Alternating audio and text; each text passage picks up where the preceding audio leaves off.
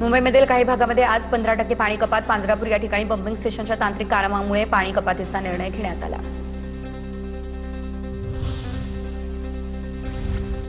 कल्याण परिसरामध्ये पिण्याच्या पाण्याच्या बाटल्या आढळून बनावट दारूचा काळा बाजार समोर. तर कोनगाव पिंपळास रोडवरती राज्य उत्पादन शुल्क विभागाच्या पथकाची कारवाई. दारूच्या 12 बॉक्ससह 2 जण जेरबंद.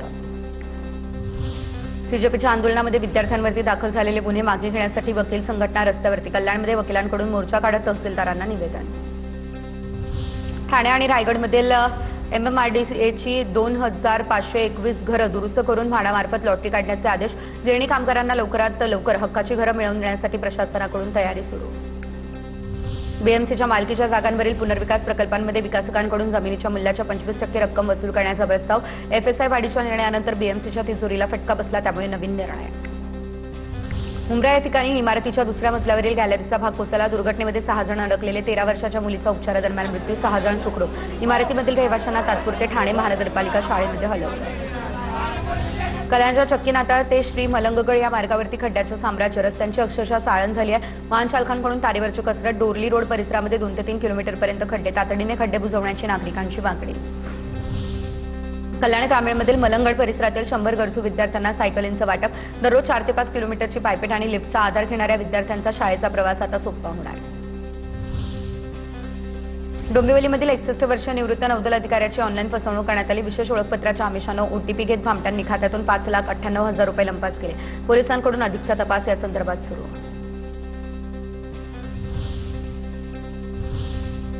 आणि यानंतर बातम्या पुणे जिल्ह्यातल्या. पुणे जिल्हा परिषदेच्या 2026-27 वर्षासाठी 333 कोटी रुपयांच्या अर्थसंकल्पाला एकमतानं मंजुरी. मूळ अर्थसंकल्पामध्ये 32 कोटी रुपयांची वाढ. HCMTR प्रकल्पासाठी 30% सरकारी जमीन विनामोबदला पुणे महापालिकेला देण्याचे मुख्यमंत्र्यांचे आदेश. पुणे शहर आणि परिसरामध्ये वाहतूक कोंडी सोडवण्यासाठी हा प्रकल्प राबवला जाणार. पुणे महापालिकेकडून भर पावसामध्ये भिंतींवरती रंग मारण्याचा प्रकार. दरम्यान भिंतींवरती मारलेला रंग पावसाच्या पाण्यामध्ये वाहून गेल्याचे फोटो समोर. पुण्यातील बिबवेवाडीच्या आदिनाथ सोसायटीच्या मागील भिंतीवरती हे रंगकाम सुरू होतं. पुणे शहराला पाणीपुरवठा करणाऱ्या धरण साखळी क्षेत्रामध्ये अर्ध्या TMCने पाण्याची वाढ. या साखळी प्रकल्पामध्ये 0.7 अब्ज घनफुटांनी वाढ झाली. खडकवासला धरणातून पाण्याचा विसर्ग मात्र सुरू असल्याची माहिती.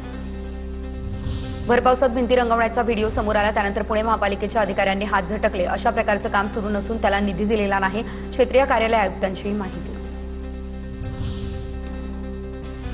पुण्याच्या उतरोलीमध्ये संततधार पाऊस आणि वादळी वाऱ्यामुळे घराच्या भिंतीचा भाग कोसळला. सुदैवानं जीवितहानी टळली. महसूल विभागाकडून नुकसानीचा पंचनामा. पुणे शहरामध्ये 1 आणि 2 ऑगस्टला सिमेंट मिक्सर वाहतुकीला परवानगी. तर शहरामध्ये वाहतूक करण्यासाठी 2 दिवस परवानगी लागणार नाही. पुण्यातील वाहतूक कोंडी कमी करण्यासाठी पालिका 12 मिसिंग लिंक रस्ते जोडणार. तर आयुक्त नवल किशोर राम यांची माहिती. रखडलेले रस्ते पूर्ण झाल्यानं वाहतुकीला मोठा दिलासा मिळणार.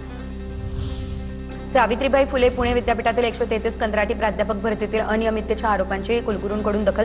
विद्यार्थी कृती समितीच्या तक्रारीनंतर स्पष्टीकरण देण्यात आलं.